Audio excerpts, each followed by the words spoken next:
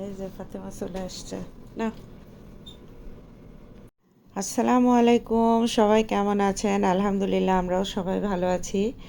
তো অনেক দিন পর আমি আজকে স্যালমন ফিশ রান্না করব বাচ্চাদের জন্য। ভাবলাম আপনাদের সঙ্গে আমার রেসিপিটা শেয়ার করি। অনেক সহজ একটা রেসিপি, মানে ঝটপট রান্না করা যায় এবং যে কোনো কাটা ছাড়া মাছ দিয়ে এটা রান্না করা যায়।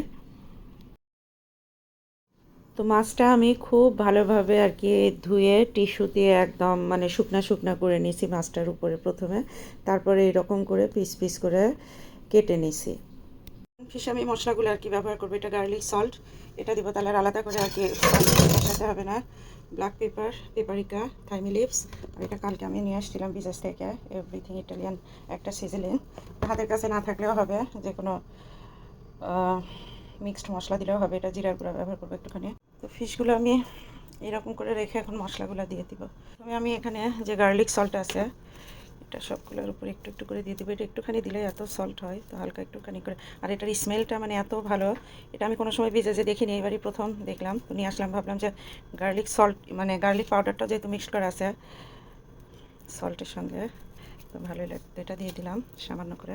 তারপরে একটু করে দিয়ে দিব ব্ল্যাক পেপারটা, আপনাদের হাতের কাছে হোয়াইট পেপার থাকলেও দিতে পারেন।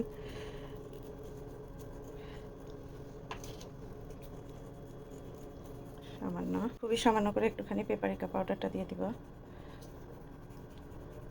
দিব এই থাইমি লিক্সটা একটুখানি করে। এখানে যদি আপনাদের হাতের কাছে এটা না থাকে না দিলেও পারবেন, এখানে পার্সিলি আর কি পাতাটা দিলেও হবে।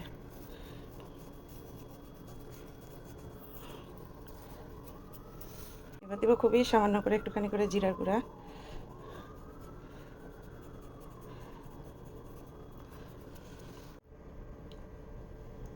এটা আমি এখনো ব্যবহারই করি না, আজকেই খুললাম, দেখি কেমন লাগে। এই মশলাটা হাতের কাছে না থাকলে অবশ্যই এখানে আপনারা কি বলে চিলি ফ্লেক্সের গুঁড়াটা দিতে পারেন। এটা একটু বেশি করে দিয়ে দিলাম।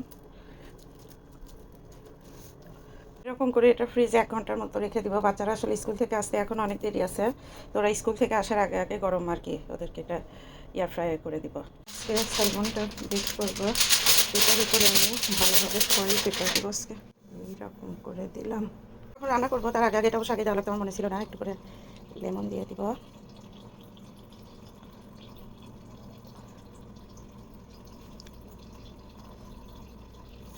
তো এটার উপর দিয়ে আমি এখন ঘি ব্রাশ করে দিব। 15 মিনিট এটা 15 মিনিট মাশাআল্লাহ হয়ে গেছে।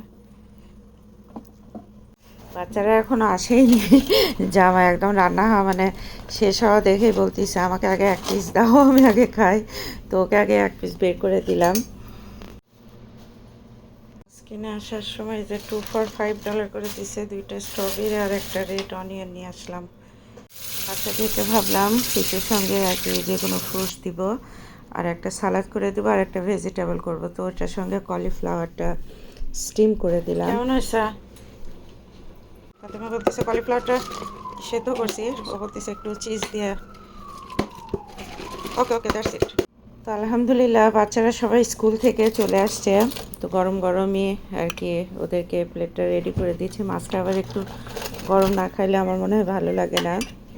বাচ্চাদের প্লেট আলহামদুলিল্লাহ স্কুল থেকে সব চলে আসছে।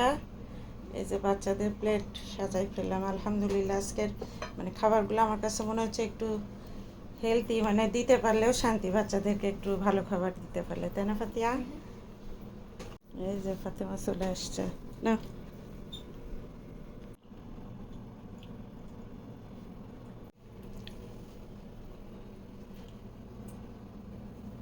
ইব্রাহিম এই যে স্কুল থেকে এসে খাচ্ছে। ও যে ইউ লাইক সালমান? ইয়েস, ও সালমানটা এত পছন্দ করছে আজকে, মাশাআল্লাহ। ইব্রাহিম লাইক ফিশ, ইয়া, গুড বয়।